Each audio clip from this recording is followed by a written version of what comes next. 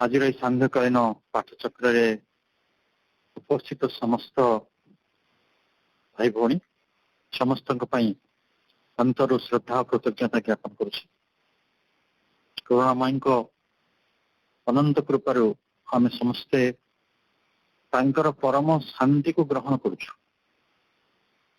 ये बहुत वर्षा होची मत लगुला आम भी कृपा को से बाटर भी ग्रहण करुचु आम सबुदिन किसी ना किसी ग्रहण करूँ आम खाद्य ग्रहण करूँ आम निश्वास ग्रहण करूँ अन्य मानकर सदिच्छा ग्रहण करूँ कहारी कहारी दान भी ग्रहण करूँ कहारी कहारी उपहार ग्रहण करूँ आम समस्ते गोटे ग्रहणशीलतार जीवन सतरे बंचीचु एवं जो अनुसार आमे आमे नौ किसी ग्रहण करूँ से अनुसार आमको दबा को पड़े आम बापा आम पैसा नौ जो छोट थे तो आम पिला दबा को पड़े दान अच्छी प्रतिदान अच्छी ग्रहण करवा पुणी आउ थे बांटी देवार अच्छी बाटरे गोटे साधारण जीवन गति करछि एवं एटा को आम संसार दियानियार जीवन बोली जान जो गिव एंड टेक पॉलिसी अच्छी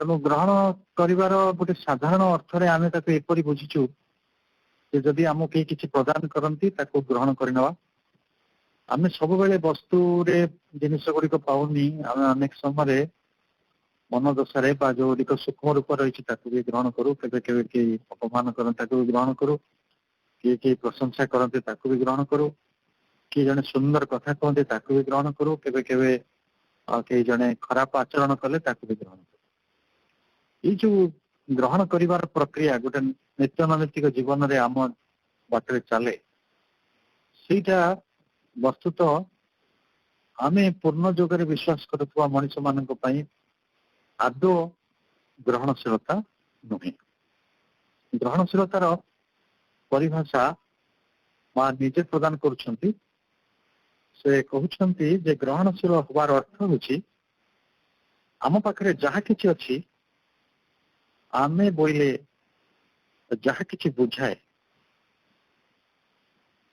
ओ आमे जहा किछि कार्य करुछु दिव्य परम सत्तांक कार्य लगी ताकु देई देबा पई एक प्रबल आकांक्षा अनुभव करिबा एवं सही परि देई देबारे एक आनंद को अनुभव करिबा खाली देई देबा नै देई देबा परे जदि हमको विषाद होछि ताले सेटा भी ग्रहणशीलता नहीं सेटा को इंग्रजी रे पढुछि to be receptive is to feel the urge to give हमर देई देबार प्रबल इच्छा हो हम भीतर अर्ज आसो and joy of giving to the divine work सेटा केवल दिव्यंकर कार्य लगी निजको देई देबा ऑल वन हैज जहां आम पाखरे अछि ऑल वन इज से निजे जहा एवं ऑल वन डज जहा किछि जे कार्य करुछि तेणु आम समस्ते बेले बेले मन करू जे मो पाखरे गोटे ग्रहणशीलता अच्छी मु ग्रहणशीलता जड़े ग्रहणशील मनीष आई एम रिसेप्टिव तेणु आम केमी जाना पिला माने प्रश्न कले माँ को आम केमी जानबू माँ जे आम ग्रहणशील बोली माँ तार उत्तर दौरान when we feel the urge to give आमे जिते बेले जानबू जे परम कार्य लगी देदेवा आम भीतर एक बलवती इच्छा जागृत होची माने आम ग्रहणशीलता कहले ग्रहण करिया बुझी कि माँ कहते देदेवा सी पुणी गोटे कौ स्तर में देदेवा जो स्तर में दिव्य परम कार्य लगी आपण को देदेव से निज भीतर एक बलवती इच्छा जो अर्ज कहुचा जागृत हम आ कौन हम then we can be sure that we have become receptive जिते बड़े आम दे सारा पर आनंद पाइबा and the joy of giving to the divine work से दिव्य कार्य पई हमको निजको दे देबा परे जो आनंदटी आसे से आनंद जदि आसी से आनंद मो भितर अनुभव होछि ताहले मु जानिबे जे मु ग्रहणशील हेबी अनेक समय आमे समय निजे को भी प्रश्न करू अन्य मान को प्रश्न करू मो जीवन को कहीं एते दुख हताशा निराशा सब आसुची तामाने एक कथा सत्य जे पर्यंत आम भितर ग्रहणशीलतार जागृति आसी ना बा जो संभव ही ना आम भितर घटित ही ना ग्रहणशीलता कहले जहाँ माँ हमको जो डेफिनेशन देले जो संज्ञा देले जे दिव्य को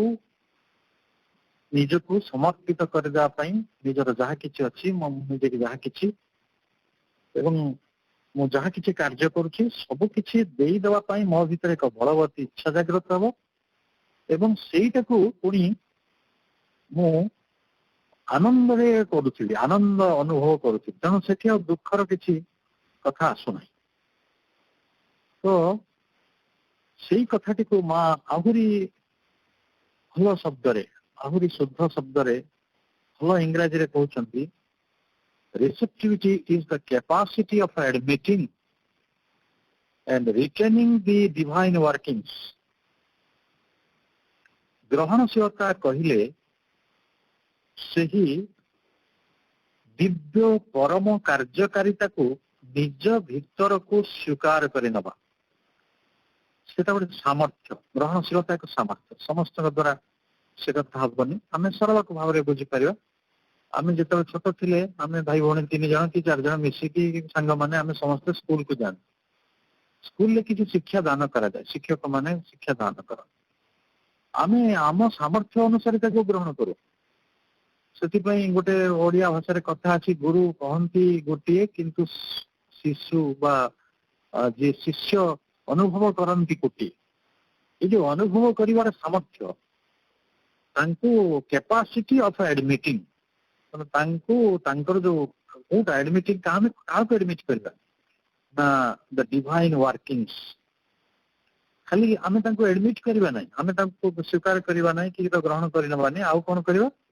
ना रिटेनिंग इट धारण करवा तेणु भगवान कार्य को धारण करवा ये आहरी जटिल कार्य तेणु शब्दटी जी आमको सरल लगी विषयटी से सरल कारण जिते बड़े आपण दिव्य कार्यटी को डिवाइन वर्किंग्स को निज भीतर रिटेन करेंगे धारण करेंगे ताहले आपण को कौन करने को पड़ो समर्पण खाली कैंतिक निष्ठापूर्ण समर्थन माँ जपरी कहते कर सारा पर आपण एक आनंद अनुभव करुँचा टेस्टिंग आपण प्रकृत में ग्रहणशील हेले किंतु असल रे सी चेतना सहित संपर्कित ये जो आमर ग्रहणशीलता receptivity conscious of the divine will and surrendered to it से ही दिव्य इच्छाटी विषय रे सचेतन रहिबा conscious of the divine will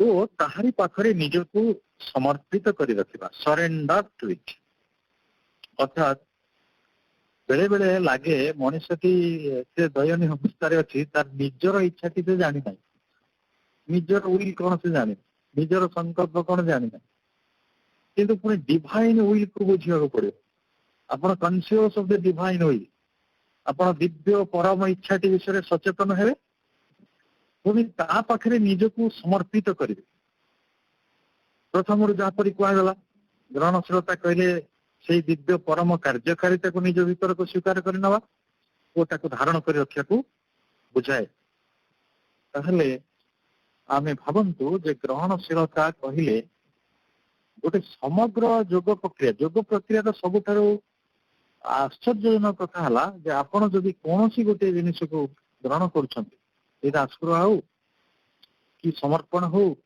कि निष्ठा आंतरिकता भरोसा विश्वास आउ जहाँ भी गोटे धारण करुँच ग्रहणशीलता अन्य गुड़िक से मार्गटा फिटी जाए अष्टांग योगरे जो 8टी उपादान थिला आपण कौन सी गोटे उपादान को ग्रहण करंतु आपण ध्यान को ग्रहण करंतु स्वाभाविक जम हो आपण जम को ग्रहण करंतु आपण भीतर धारणा तैयारी धारणा को केवल ग्रहण करंतु आपण समाधि दिगरे जाई पारे जे जो सूत्र थिला मांकर जो डिक्शनरी रे जो शब्द गुड़िक रही पूर्ण जोगर डिक्शनरी से शब्द गुड़िक परस्पर सहित संयुक्त होकर रही आपणकर ଭରସା ବିଶ୍ୱାସ ନଥିଲେ ଡିଭାଇନ ୱାର୍କିଂ ଉପରେ ଆପଣ ତାକୁ କୋଉ ଭରସାରେ ସମର୍ପିତ କରିବେ? ତେଣୁ ଏ ଚିନ୍ତନୀୟ ବିଷୟ, ଯାହା ହଉ ଆମେ ଗୋଟେ ଚମତ୍କାର ସଂଯୋଗ ପାଇଛନ୍ତି ଏ କଥାକୁ ସବୁ ଆଲୋଚନା କରିବା ପାଇଁ। ଆମେ ଆହୁରି ଏଇଟା ବିଷୟରେ ଜାଣିବାକୁ ହେଲେ ଆମକୁ ବୁଝିବାକୁ ପଡିବ। ମୁଁ କହିଥିଲି ଯେ ଏଇଟା ଚେତନା ସମ୍ପର୍କିତ ବିଷୟ ଗ୍ରହଣଶୀଳତା। କାହିଁକି ଜଣେ ମଣିଷ ନିଜକୁ ଭଗବାନଙ୍କୁ ବା ଦିବ୍ୟ କର୍ମୀ ଭାବରେ ତାଙ୍କର କର୍ମଧାରାକୁ ନିଜକୁ ଐକାନ୍ତିକ ଭାବରେ ସମର୍ପିତ ହେବାର ଏକ ବଳବତୀ ଇଚ୍ଛାକୁ ଅନୁଭବ କରେ ନାହିଁ ନିଜ ଭିତରେ? ତାର କାରଣ ହେଉଛି ଯେ ଜଣଙ୍କ ଭିତରେ ଯେତେ ପର୍ଯ୍ୟନ୍ତ ଚେତନାଟି ପ୍ରସାରିତ ହେଇନାହିଁ ସେତେ ପର୍ଯ୍ୟନ୍ତ ସେ ଡିଭାଇନ ୱାର୍କିଂ ବା ତାଙ୍କର ଯୋଉ ୱିଲକୁ, ଦିବ୍ୟଙ୍କର ଯୋଉ ସଂକଳ୍ପ ରହିଛି, ଦିବ୍ୟ ତାଙ୍କ ବିଧାନକୁ ଯୋଉ ବାଟରେ କାର୍ଯ୍ୟକାରୀ କରନ୍ତି ଆମମାନଙ୍କୁ ନେଇକି, ସକଳ ସୃଷ୍ଟିକୁ ନେଇ, ତାକୁ ବୁଝିବାରେ ଏକ ଅସ୍ପଷ୍ଟତା ଆମ ଭିତରେ ରହିଥିବ, ଯାହାକୁ ଆମେ ସିଧା ଭାଷାରେ ଅଜ୍ଞତା କହିପାରିବା।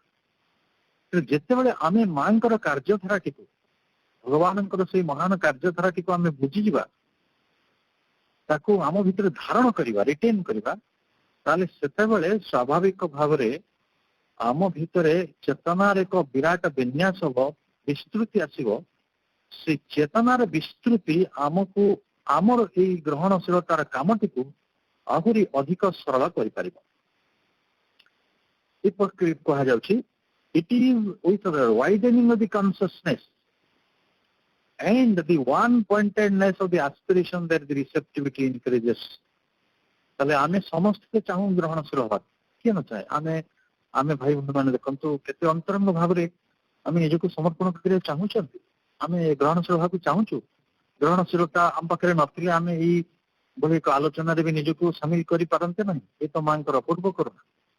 ତେଣୁ ଯେତେବେଳେ ଆମେ ନିଜକୁ ଚାହୁଁଛୁ ଦେଇଦେବାକୁ ଗ୍ରହଣଶୀଳ, ହୁଏତ ଆମେ ପୂର୍ଣ୍ଣ ଭାବରେ ଗ୍ରହଣଶୀଳ ହେଇପାରୁଛୁ ନ ହେଇପାରୁଛୁ। କାହିଁକି ହେଇପାରୁନୁ?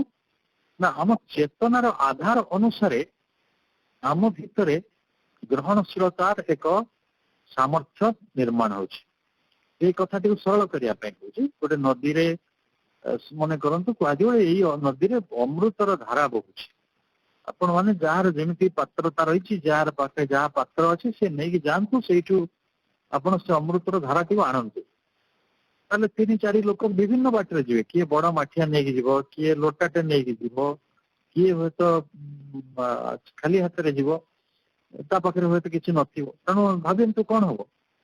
କିଏ ବେଶୀ ଆଣିଲା ବେଳକୁ ସେ ଅମୃତର ଧାରାଟି, ସେ କୃପାର ବର୍ଷାଟିକୁ ଆଉ ଜଣେ ତାର ଲୋଟାରେ ଛୋଟିଆ ଜାଗାରେ ଆଣିବ, କିଏ ପୁଣି ତାର ଖାଲି ପାତ୍ରରେ ଆସିବ, ଖାଲି ହାତରେ ସେ ଫେରିକି ଆସିବ। ଆମେ ଗୋଟେ ଛୋଟ ଦିନ ଗୋଟେ କଥା ପଢୁଥିଲୁ, ମତେ ମନେ ପଡୁଛି ସେ କଥାଟି।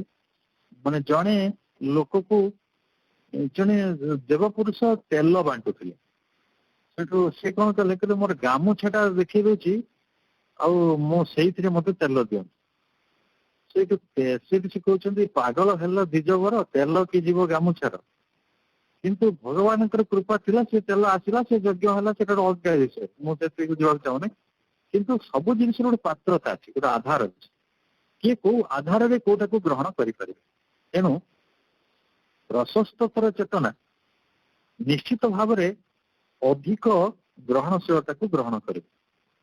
ଇଟ୍ is with the widening of the consciousness, ଇଏ ଚେତନାର ଯେତେ ଯେତେ ପ୍ରଶସ୍ତତର ଆମେ ହଉଥିବା, ଆଉ କଣ ନା ୱାନ୍ ପଏଣ୍ଟେଡନେସ୍ ଅଫ୍ ଦି ଆସ୍ପିରେସନ୍, ଆସ୍ପୃହାର ଗୋଟିଏ ଏକାଗ୍ରତା, ଏକାଥରେ ଏକାଗ୍ର, ଗୋଟିଏ ୱାନ୍ ପଏଣ୍ଟେଡନେସ୍। ଆପଣ ଗୋଟିଏ କଥାକୁ ଆସ୍ପୃହା କରୁଛନ୍ତି, ସେଇ କଥାଟିକୁ ଯଦି ଆପଣଙ୍କ ଭିତରେ ବଢିପାରେ, ଦ୍ୟାଟ୍ ଦି ରିସେପ୍ଟିଭିଟି ଇନକ୍ରିଜେସ୍।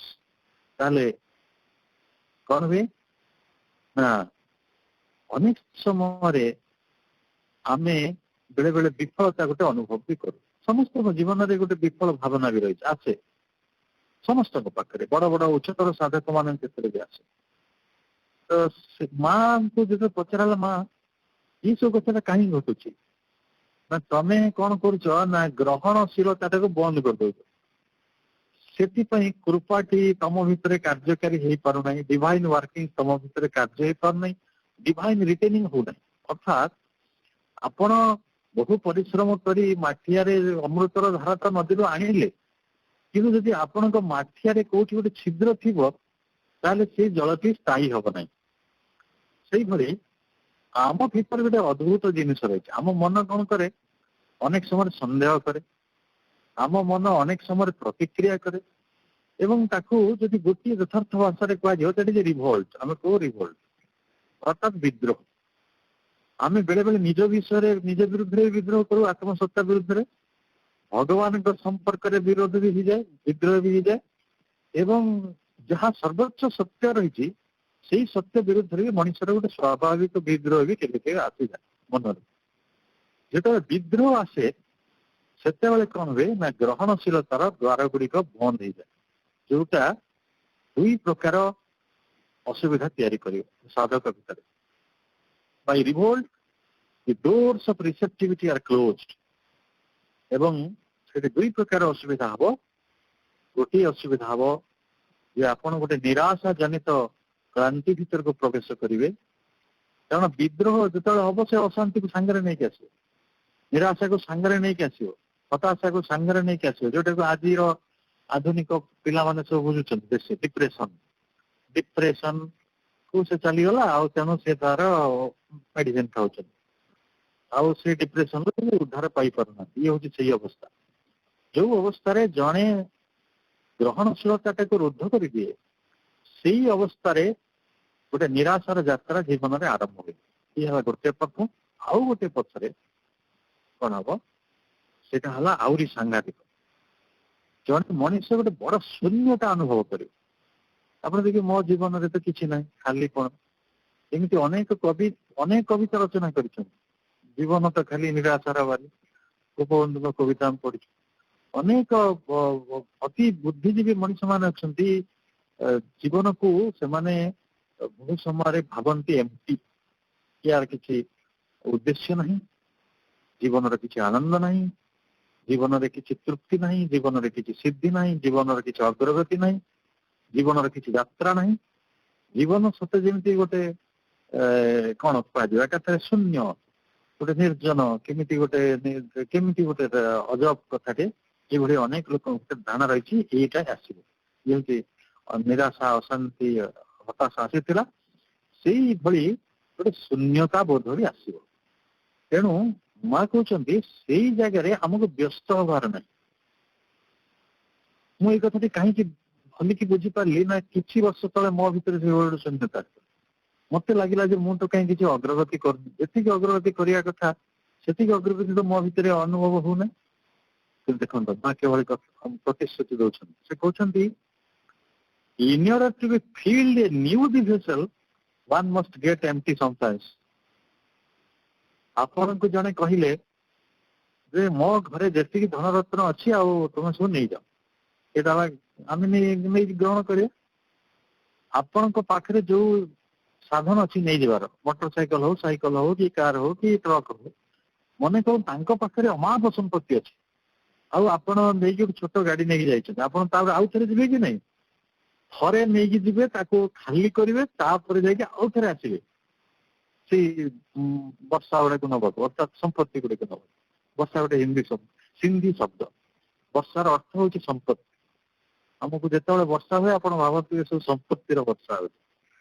ଠିକ ଅଛି, ତାହେଲେ ମା କହିଲେ ଯଦି ଆମ ଭିତରେ ଶୂନ୍ୟତା ବୋଧ ଆସୁଛି, ତାହେଲେ ଆମେ ଏହା ବୁଝି ନେବା ଯେ ବର୍ତ୍ତମାନ ଆମେ ପାତ୍ରଟିକୁ ଖାଲି କରୁଛୁ ଆଉ କିଛି କଥା ସୁନ୍ଦର ଭାବରେ ଗ୍ରହଣ କରିବା ପାଇଁ।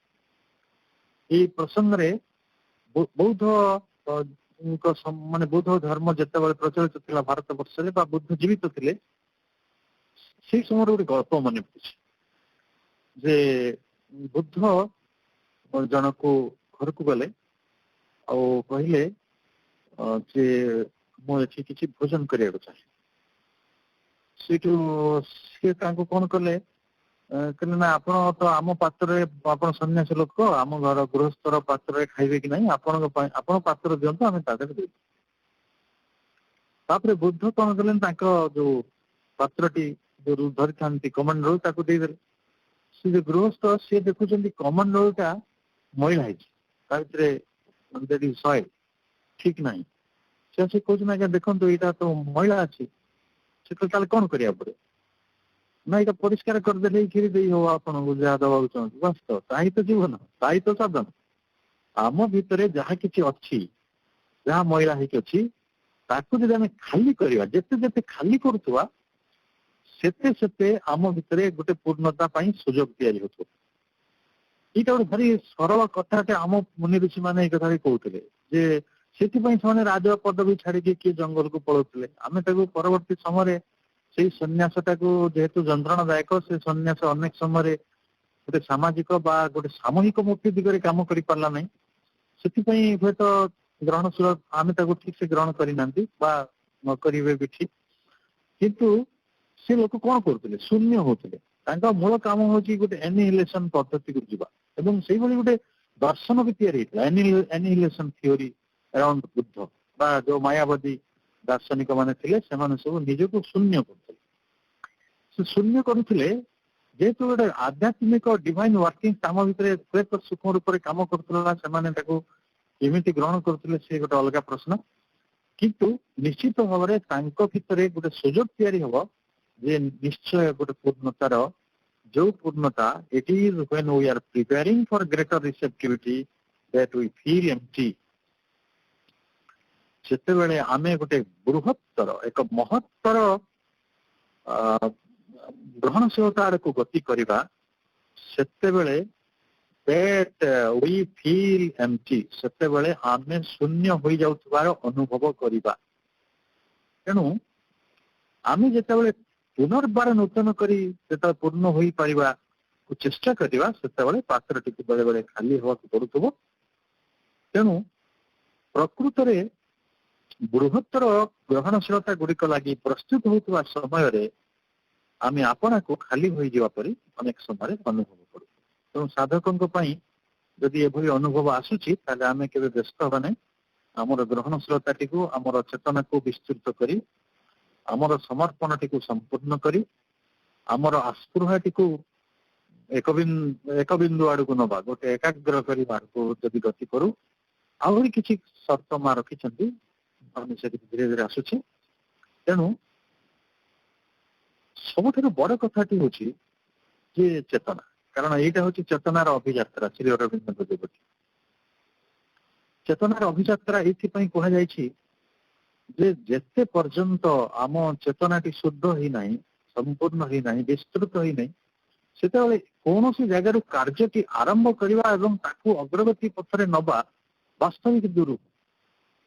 ଗୋଟେ ସାଧାରଣ ଚେତନାରେ ଥାଇ ଆମେ ଏଇ କାମଟିକୁ ସେତିକି ଅର୍ଥପୂର୍ଣ୍ଣ ଉପାୟରେ ବା ସେତିକି ସୁନ୍ଦର ଭାବରେ ସେତିକି ଦିବ୍ୟ ଭାବରେ ସମ୍ପନ୍ନ କରିପାରିବା ନାହିଁ। ଯେ ଯଦି ଆମେ ଚେତନା ସମ୍ପନ୍ନ ତେବେ ଚେତନା ତାହା ମଧ୍ୟରେ ଅଛି। ଯଦି ଆମେ ଚେତନା ସମ୍ପନ୍ନ ତାହେଲେ ଗ୍ରହଣଶୀଳତା ତାହା ଭିତରେ ଅଛି। ଯଦି ଆମେ ଗ୍ରହଣଶୀଳ ତାହେଲେ ଚେତନା ମଧ୍ୟ ତା ଭିତରେ ଅଛି। ଏଟା ଇଣ୍ଟର ରିଲେଟେଡ।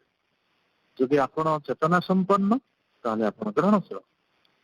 ଗ୍ରହଣଶୀଳ କହିଲେ ପ୍ରଭୁଙ୍କର କୃପାକୁ ଆଉ ତାଙ୍କର କାର୍ଯ୍ୟକୁ ବୁଝିପାରିବା ଜାଣିପାରିବା ସେଇ ଅନୁସାରେ ବିବର୍ତ୍ତନର ପଥରେ ତାଙ୍କୁ ସହଯୋଗ କରିବା। ଆମେ ନିଜକୁ ତା ଭିତରେ ସାମିଲ କରିବା ତାକୁ ତାଙ୍କ ଭିତରେ ଅଂଶୀଭୂତ କରିବା ସମ୍ପୂର୍ଣ୍ଣ ନିଜକୁ ଗୋଟେ ପ୍ରକାର ସମର୍ପିତ କରିଦେବା ଯୋଉଠିକି ଆଉ ଭଗବାନଙ୍କର ଯୋଉ ଡିଭାଇନ ୱାର୍କିଂସ ତା ବାହାରେ ଆଉ ଆମେ କୌଣସି କର୍ମରେ ନାହୁଁ। ଏବଂ ଯଦି ଆମେ ଗ୍ରହଣଶୀଳ ହେଇପାରୁ ଚେତନା ସେଇଠି ଅଛି। ଆଉ ଯଦି ଆମେ ଚେତନା ସମ୍ପନ୍ନ ହେଇପାରୁ ତାହେଲେ ଗ୍ରହଣଶୀଳତା ସେଇଠି ରହିଛି। ତେଣୁ ଯେ ବହୁ ସମୟରେ ଆମେ ଜୀବନରେ ଯାହା ପାଇଥାଉ ସେଇ ସବୁ କଥାକୁ ନେଇ ସୁଖୀ ହେଇପାରୁନି ସନ୍ତୁଷ୍ଟ ହେଇପାରୁନି। ମୁଁ ସାଧାରଣ ମଣିଷ ମାନଙ୍କ କଥା କହୁଛି। ଏଠି ଯୋଉ ଭାଇ ଭଉଣୀ ମାନେ ଅଛନ୍ତି ତା ଅବଶ୍ୟ ସେମାନେ ବଳ କରି ବୁଝିଛନ୍ତି।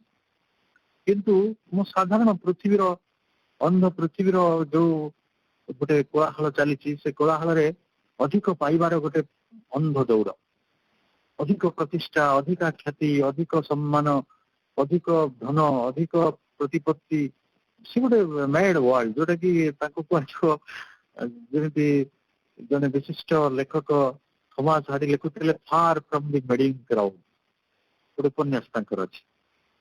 ପାଗଳ ପୃଥିବୀ ଠାରୁ କିଭଳି ଦୂରରେ ଜଣେ ମଣିଷ ସନ୍ତ ହେଇପାରିବ ସେଇ ପ୍ରଶ୍ନ ଯେତେବେଳେ ଆସିବ କାରଣ ସେଇ ସବୁ ଲୋକମାନଙ୍କର ଲୋଭଟା କେମିତି ସେଇ ଲୋଭ ଯେ 3 ପଇସା ତମ ପାଇ ଆହୁରି ବେଣା ଉପାଡ ତେବେ ଶ୍ମଶାନରେ ସେ ଯାଇ ବେଣା ଗଛ ଉପାଡିଲା ତା ଭିତରୁ 3 ପଇସା ପାଇଲା ଦେଖିଲା ବେଳକୁ ସେ ତାର ଆହୁରି ବେଣା ପଡୁଛି କାଳେ ଆହୁରି ଅଧିକ ପଇସା ମିଳେ କିନ୍ତୁ ତାକୁ ତ ସେତିକି ଲେଖା ଅଛି ଗୋଟିଏ ଗଛ ମୂଳରେ ହିଁ 3 ପଇସା ଥିବ ତ କଥାଟି ହେଲା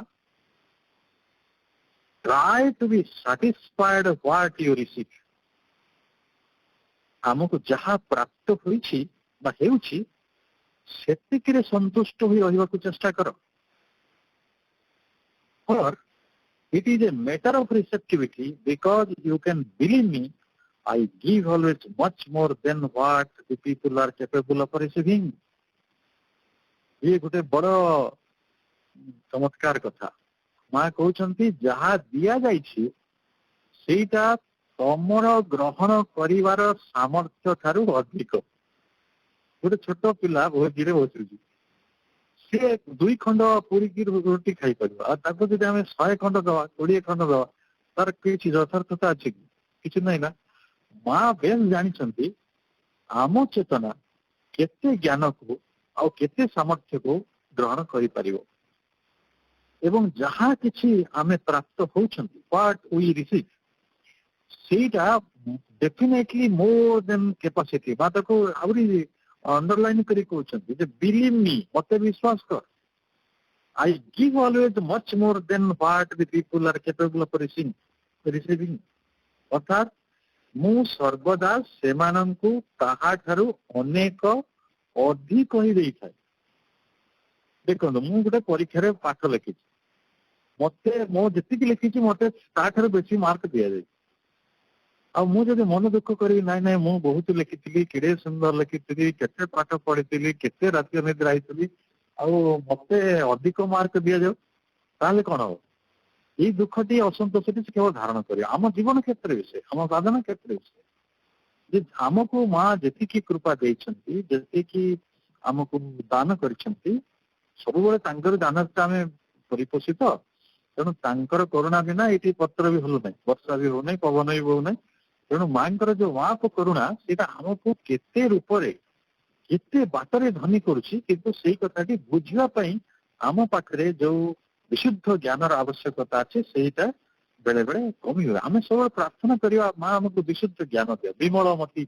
आम प्रार्थना करथु जेतरे सरस्वती मंत्र आम धारण कने विमल अम्ब विमलमती दे से विमलमती रा मु आनी कोन करिवि से विमलमती आनी के बुझी परिबि जे माँ मते जेतिक देइछंती सेटा मो पई यथेष्ट एवं that is more than my requirement sometimes then more than my capacity of receiving मोर ग्रहणशीलतार सामर्थ्य ठारू ता अधिक सब ना माँ माने बहुत थी भितर पिला जो जी खाई पार निश्चय अधिक खाया यहाँ गोटे मातृ धर्म जीवन यहाँ गोटे गोटे एकदम सोहरेड आप गोटे सेन्स नहीं पारती तेणु माँ कहते से क्षेत्र में मनटा आग को बाहरी आसी अज्ञान परवश हुई केते कौन दाबी करी मझिरे किए आवाक आसे आपण देखिए दुनिया रे एपरि गोटे लोक देखिछन ये greatest richest person of the world ताको जे पचारिबे से तो मोर आउरी पैसा दरकार मो आउरी 10टा प्रोजेक्ट करंती आउरी 10टा कंपनी करंती मु छोट बेले मोर गोटे जने बंधुटे भल कथाटे मते कहिथिले बहुत सुंदर कथा जने पॉलिसी जो सब मन पिला सब करना आजिकल विभिन्न कंपनी रो से पॉलिसी करिया पे ताबो गले से कहले देखो आपनकर असमय दरकार समय बहुत पैसा दरकार पड़ो आप गोटे पॉलिसी करंतु you will get some return आपन किसी पाइबे कहले सी कहूँ आमर किसी अभाव ना मुझे भावुनी जे I don't have any want से कहले टाटा बिरला मानकर बरम बेसी अभाव आम साधारण मनुष्य मैंने जो अलग बाटर बंचुचु आम अभाव बहुत कम कहीं ना जी लोकटी कोटे थाए तार आउ लोकटी बढ़ी जाए आप देखिए सब परीक्षा कर देख जो मनुष्यर जिते अच्छी से आहरी बेसी लोभरे पड़े 10 टंका थी मनुष्यर टंकाटी लोभ थाए आ 100 टंका थी लोकर सहस्र लोभ थाए एवं कोटी थी लोक से आहरी मिलियन चाहू आहरी गोटे बिलियन चाहू यही प्रकार स्थिति रही अर्थात ये किए से कमटी कर से कामटी करुछि अज्ञानता द्वारा interferes with its ignorant demands and तापर कौन हो जानी तापर शब्दटी आम ग्रहण करें तो होल बीइंग इज स्पॉइल्ड समग्र सत्ता नष्ट हो जाए देखो केड़े परम विश्वास रे केड़े परम श्रद्धा रे आमको मातृ गर्भरु आम सूक्ष्म अवस्था थे सूक्ष्म आणिकी स्थूल रूप से आमको मातृ गर्भ साइतिक रखिले सेठी सबू खंडी देले जेमिति आमे बंची रही परिया आमे पुणी आसिला परे आम कुषाणु भितर काम करिकी आमको खाद्य पानी पवन जहाँ जहाँ प्रकृति रे प्रयोजन सबू कथा दे सारी कि से जतले भरौचंती आमको सत्ता रूप से तांको काम रे लगे आमे जो न बुझी कि आम अज्ञान प्रसूत मनर बशवर्ती कि आमे जेतबेले तांको ग्रहणशीलता को अस्वीकार करू ताले स्वाभाविक भाव रे कथाटी हुए जे होल बीइंग इज स्पॉइल्ड समस्त विषयटा नष्ट हो जाए ये सत्ता नष्ट हो जाए किसी काम आसे गोटे किसी यूजलेस हो पड़े तापर पिला सब मां प्रश्न पचारती माँ जे आपण आमको भल पाँच आम समस्ते कहू ना माँ मत के भल पाते सतरे माँ भल पाइबा आम समस्त अनुभव कर आम केते थर कृतज्ञतार अश्रु ढाई माँ पाद तले माँ तुम आमको केते भल पाओ दिने दिने पुणी कौन हुए माँ प्रेमटा मोटे जना पड़नी सतरे माँ मत भल पाँच जदि भल पाँच मुझे कहीं विमर्श रोचे दुख जंत्रणा भितर कहीं भाषी होते मान अपमान द्वंद्वर पृथ्वी में कहीं अच्छी केते प्रकार द्वंद्व आम जीवन को आसे सूक्ष्म स्तर में भी स्थूल स्तर में माँ तार उत्तर देले जे तू कहीं अनुभव कर जाचु ये अनुभव कर you are not capable of receiving it तू ग्रहण करने समर्थ हो पारनु से तो ग्रहण करने अर्थ बुझीपर माँ प्रेम my love is always with you मोर प्रेम सब बेले तो सहित रही if then you do not feel it ता सत्वे जो तू भूली बुझी पारुनु बा जानी पारुनु अनुभव करि पारुनु it is because you are not capable of receiving ये जे तो पाखरे ताकू ग्रहण कला भली ग्रहणशीलता नहीं सामर्थ्य नहीं कैपेबल सामर्थ्य नहीं गोटे सामर्थ्य it is your receptivity that is lacking ताले मांकर प्रेम को मांकर करुणा को मांकर सत्य को मांकर आलोक को मांकर प्रेम को जब आम अनुभव करूनु तार मूल कारण टी होची it is your receptivity that is lacking अर्थात ताको ग्रहण करने लगे आम पाखे कौन ना माने आम पाखे से अभाव अच्छी ग्रहणशीलतार अभाव अच्छी एवं तार सल्यूशन ही माँ दौरान इट शुड बी इनक्रीज्ड बढ़ाई दियो तुम ग्रहणशीलता को बढ़ाओ से ग्रहणशीलता केमी बढ़ा ता भी आम आलोचना कल जे आम समर्पण करने द्वारा दिव्य इच्छाटी को बुझा द्वारा आमर अहंप्रसूत मन द्वारा मुक्त हवा द्वारा आम चेतना को विस्तृत करने द्वारा आम ग्रहणशीलता आड़ को पादे पादे जाऊँ आम बढ़ेगा माँ उपदेश for this you must open yourself आउरी गोटे कथा कहले उन्मुक्त करेंगे निजको ओपन योरसेल्फ देखो मु झरका बंद करके केबे आलोक मो घर को आसु बोली कांदी पारिबिनी मत कबाटी खोलिया पड़ो मत झरकाटी खोलिया पड़ो परदाटी को हटेया पड़ो से जिते आलोक आस तेणु माँ को कृपाटी को पाइबापी मो पाखे से ओपनिंग टा अच्छी तो माँ को लकटा ग्रहण करिया भलिया ग्रहणशीलता को प्रकृत एक सामर्थ्य दिव्य सामर्थ्य परिणत करिया भलिया ग्रहणशीलता मो पाखे दरकार ये जरूरी कथा तेणु for this you must open yourself and one opens oneself only if one gives oneself आउरी संकट आसला आमे ओपनिंग कहले चेतनार उन्मुक्ति बुझुचु मन प्राण शरीर सबुर गोटे उन्मुक्तिर कथा बुझुचु उपन्यास किंतु एठी to give yourself surrender yourself निजको दे दियो निजको दे दवा निजको देले ही जन ग्रहणशीलता बढ़ी पारे निजे शून्य हेले ही पूर्ण हबार संभावना আছে and surely you are trying more or less consciously to draw the forces and the divine love towards you हममानंकर साधक मानक क्षेत्र रे एवं साधारण मनुष्य जो चेतना रखा क्षेत्र में मनुष्य मान भर यही दुर्बलता है कि से माने भगवान को व्यवहार करने को चाहती ଭଗବାନଙ୍କ ଦ୍ୱାରା ବ୍ୟବହୃତ ହେବାକୁ ଚାହାନ୍ତି ନାହିଁ। We are not interested to be the instrument of the divine. Rather ଭଗବାନଙ୍କୁ ଆମେ ଇନଷ୍ଟ୍ରୁମେଣ୍ଟ କରୁ। ଆମେ ତ ଛୋଟ ପିଲା ଥିଲେ ସେଇ କାମ ସବୁ କରୁଥିଲେ, ବଡ ହେଲା ବେଳେ ସେଇ ଅଭ୍ୟାସ ସବୁ ରହିଛି। ଆମେ ବେଳେ ବେଳେ ଦେଖନ୍ତୁ ଆମ ମା ମାନେ, ଆମ ଜେଜେ ମା ମାନେ, ଆମ ବାପା ମାନେ ସବୁ ମନ୍ଦିର ଯାଉଥିଲେ କଣ ପାଇଁ? ଭଗବାନଙ୍କୁ ନାଗ କିଏ ଦଉଥିଲେ, କିଏ ନଡିଆ କଦଳୀ ଭୋଗ ଦଉଥିଲେ, କଣ କହୁଥିଲେ ଯାଇକି ଯେ ମୋ ପୁଅର କଲ୍ୟାଣ ହଉ, ମୋ ପୁଅର ପାସ୍ ହେଇଯାଉ, ମୋ ପୁଅର ଚାକିରି ହେଇଯାଉ, ମତେ ଗୋଟେ ଭଲ ବୋହୂ ମିଳିଯାଉ, ମୋ ଘରେ ଶାନ୍ତି ଆସୁ, ଅମୁକ ଲୋକର ଦେହ ଖରାପ ହେଇଛି ତାକୁ କଣ ହଉ, ମୋର ତାର ଭଲ ହେଇଯାଉ, ମୋର ମକଦ୍ଦମାରେ ଜୟ ହଉ, ଶତ୍ରୁ ମାନେ ମୋର କିଛି କ୍ଷତି ନ କରିପାରନ୍ତି। ଯଦି ଶତ୍ରୁ ମାନେ ମୋର କ୍ଷତି କରିବାକୁ ଆସନ୍ତି ପ୍ରଭୁ, ତାହେଲେ ତମେ ମତେ ସୁରକ୍ଷା ଦବ। ତାର କଣ ଭଗବାନ ଗୋଟେ ଫାୟାର ଗୋଟେ ଗୁଣ୍ଡା ହେଇଯିବେ। ବା ମତେ ଯଦି ଭଗବାନ ସବୁ କ୍ଷେତ୍ରରେ ଆର୍ଥିକ ସହଯୋଗ କରୁଥିବେ, ତାହେଲେ ସିଏ ଗୋଟେ LIC ଏଜେଣ୍ଟ ବି ହେଇଯିବେ ଦରକାର ପଡିଲେ।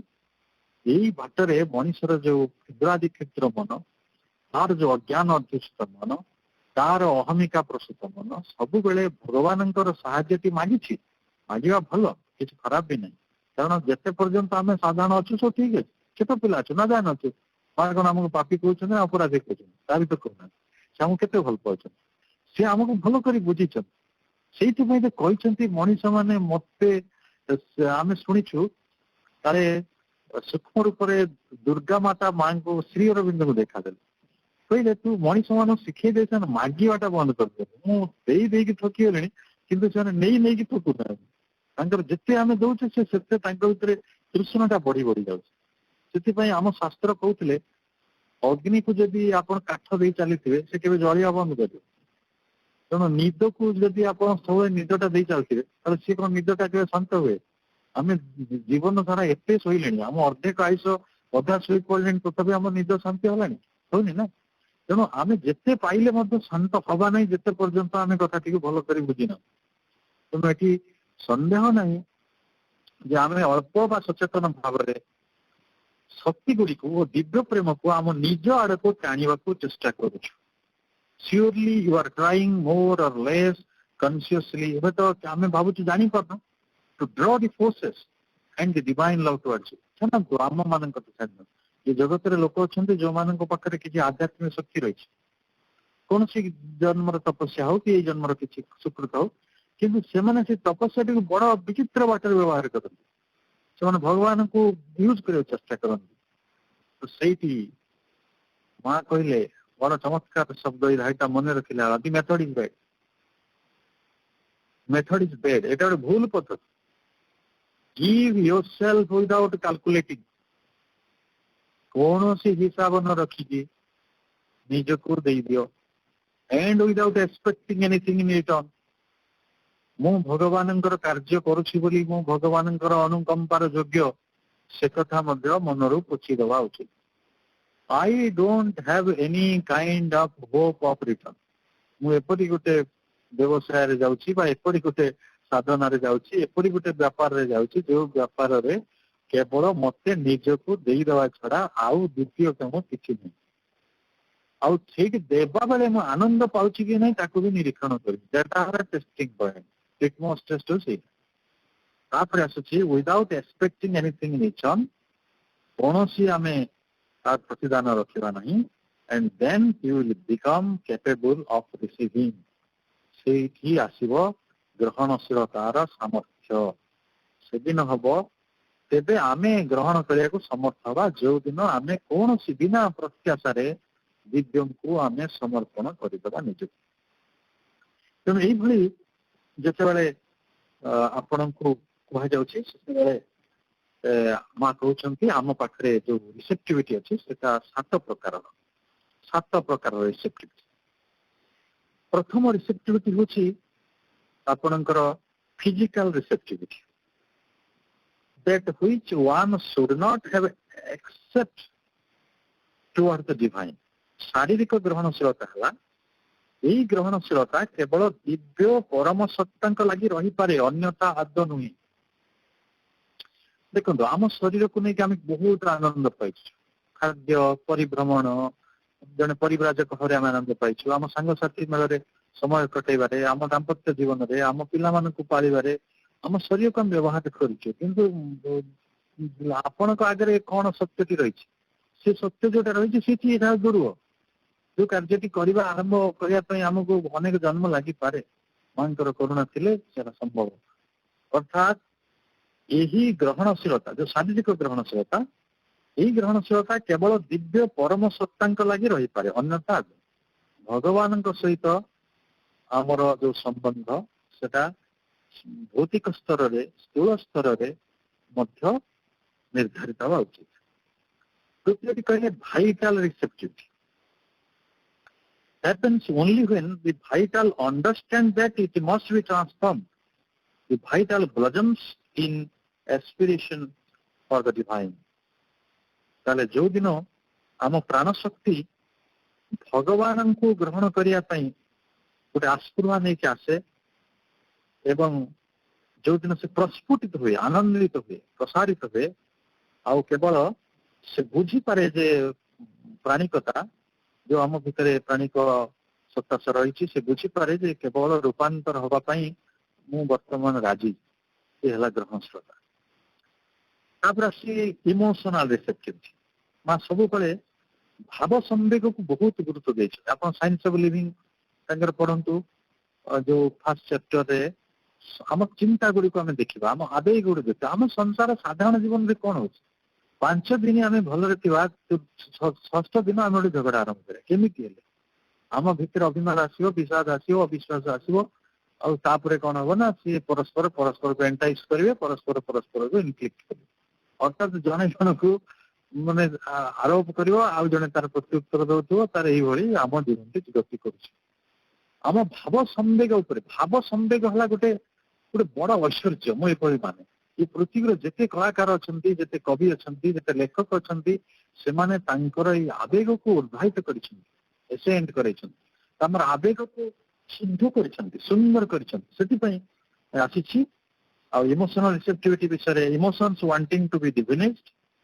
ତାପରେ ଆସିଛି mental receptivity, always ready to learn, ସବୁ ସମୟରେ ସେ ଶିକ୍ଷା କରିବା ପାଇଁ ପ୍ରସ୍ତୁତ ଥିବ। ତାପରେ ମା କହୁଛନ୍ତି ସାଇକିକ ରିସେପ୍ଟିଭିଟି। ସାଇକିକ ରିସେପ୍ଟିଭିଟି ହେଲା that response joyously to the ascending force। ଯେତେବେଳେ ଆରୋହଣ କରୁଥିବା ଯୋଉ ଶକ୍ତି, ଯୋଉ ବଡ ଶକ୍ତି, ଉଚ୍ଚତର ଶକ୍ତି, ସତ୍ୟ ଶକ୍ତି ତାକୁ ଆନନ୍ଦର ସହିତ ଅନୁସ୍ପନ୍ଦନ କରିବ ବା ତାକୁ ଗ୍ରହଣ କରୁଥିବ, ଆଉ ତାକୁ ସ୍ୱାଗତ କରୁଥିବ, ଅଭିନନ୍ଦନ କରୁଥିବ। ଆମ ଭିତରେ ସେଇଭଳି ଗୋଟେ ଅଭିନନ୍ଦନ ତତ୍ତ୍ୱ ଅଛି। ତାପରେ ଆସୁଛି ସୁପ୍ରାମେଣ୍ଟାଲ ରିସେପ୍ଟିଭିଟି। ତ ରିସେପ୍ଟିଭିଟି ଅଫ୍ ଟୁମରୋ, ଆଗାମୀକାଲି ଉଦ୍ଦେଶ୍ୟରେ ରହିଥିବା ଗ୍ରହଣଶୀଳତା, ଦିବ୍ୟ ପରମ ସତ୍ତାଙ୍କ ଲାଗି ଆପଣାର ଅଭିପ୍ସାରେ ହିଁ ପ୍ରାଣିକ ପ୍ରସ୍ତୁତି, ଦି ରିସେପ୍ଟିଭିଟି ଅଫ୍ ଟୁମରୋ, ଅର୍ଥାତ୍ ଆଗାମୀକାଲି ଉଦ୍ଦେଶ୍ୟରେ ରହିଥିବା ଗ୍ରହଣଶୀଳତା। ଏହି ଜଗତର ମଣିଷ ଆଧ୍ୟାତ୍ମିକତାକୁ ବା ଗୋଟେ ସୁନ୍ଦର ଭବିଷ୍ୟତକୁ ପରିକଳ୍ପନା କରିପାରେ ନାହିଁ, ଯେପରି ଶ୍ରୀ ଅରବିନ୍ଦ ପରିକଳ୍ପନା କରିଛନ୍ତି। ମୁଁ ଭାବୁଛି ଶ୍ରୀ ଅରବିନ୍ଦଙ୍କ ଭଳି ଭବିଷ୍ୟତ କିଏ ଦେଖିପାରେ ନାହିଁ। ତାଙ୍କ ଭଳି ଯେ ଭବିଷ୍ୟତକୁ କେହି ଅନୁଭବ କରିପାରିନାହାନ୍ତି, ପାରୁନାହାନ୍ତି, ଆମେ ବି ପାରୁନୁ। ଦାର୍ଶନିକ ମାନେ ବି ଅନେକ ଲୋକ ବିଫଳ ହେଇଛନ୍ତି, ଅନେକ ଲୋକ ବି ସ୍ୱୀକାର କରୁଛନ୍ତି ନା ଜୀବନ ଏଇଭଳିଆ ରହିବ। ସେମାନେ ଆମେ କହୁଛୁ ସ୍ଥିତିବାଦୀ ଦର୍ଶନ, ସେ ଗୋଟେ ବଡ ଦର୍ଶନ, ତାର ବହୁତ ବଡ ସ୍କୁଲ ଅଫ ଥଟ୍ ରହିଛି, ଆମେ ସେଇଠି ଯିବା ନାହିଁ। କିନ୍ତୁ ଜୀବନ ବଦଳିବ, ଜୀବନ ସୁନ୍ଦର ହବ, ଜୀବନ ଦିବ୍ୟ ହବ, ଯେପରି ଭରସା କରିପାରିବାଟା ସୁପରମେଣ୍ଟାଲ ରିସେପ୍ଟିଭିଟି। ଆଉ ଶେଷରେ ଆସୁଛି ପୂର୍ଣ୍ଣାଙ୍ଗ ସ୍ପୃହା, ଯୋଉଟାକି ଇଣ୍ଟିଗ୍ରାଲ ରିସେପ୍ଟିଭିଟି, ଯେ the whole being is aware of the divine will and obeys it। ଆମର ସମଗ୍ର ସତ୍ତା ହିଁ ପରମ ଦିବ୍ୟ ଇଚ୍ଛାଟି ସମ୍ବନ୍ଧରେ ସଜ୍ଞାନ ହୋଇ ରହିଥିବ, ଆୱାର ଅଫ୍, ଆଉ କଣ ହବ ନା ତାର ନିର୍ଦ୍ଦେଶକୁ ପାଳନ କରୁଥିବ। ତେବେ ଯାଇ ଆମର ଏଇ ଗ୍ରହଣଶୀଳତାର ଯୋଉ ମାର୍ଗଟି ଆମ ପାଇଁ ମା ସାଧନାର ଏକ ଅଙ୍ଗ ଭାବରେ ଖୋଲି ଦେଇଛନ୍ତି, ତାହା ସମ୍ପୂର୍ଣ୍ଣ ହବ। ଏଥିପାଇଁ ଆମେ ମାଙ୍କ ପାଖରେ ଏଇଭଳି ଏକ ସଚେତନ ଯାତ୍ରା ପାଇଁ ଏକ ବିନମ୍ର ପ୍ରାର୍ଥନା କରିବା। ଏ ବିଷୟ ଆହୁରି ବ୍ୟାପକ, ଆହୁରି ଆଲୋଚନା ଆମ ଦରକାର ପଡେ, ଆମେ କରିପାରିବା।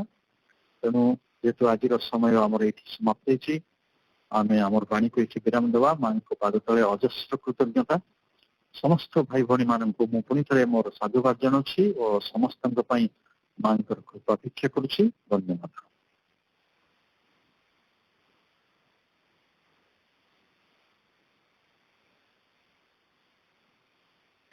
अशेष अशेष धन्यवाद भाई बहुत सुंदर आज आलोचना थी नेटवर्क प्रोब्लेम फास्ट टिके प्रोब्लेम है धन्यवाद बर्तमान आम गोटे मिनिट